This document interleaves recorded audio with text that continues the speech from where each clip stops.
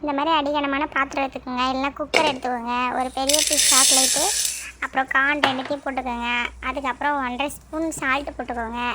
போட்ட பிறகு எண்ணெய், வாசனை இல்லாத எண்ணெய் ஒரு 50 கிராம் ஊற்றிக்கோங்க.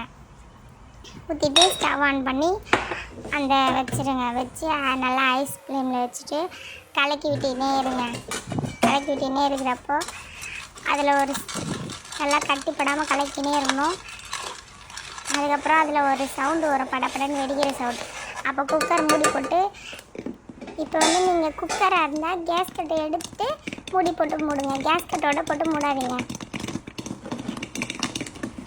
அதை திருப்பி திருப்பி ஆட்டி விடுங்க, அடி பிடிக்காத அளவுக்கு. அது மூடி மட்டும் திறக்காதீங்க, அப்படியே இருக்கட்டும்.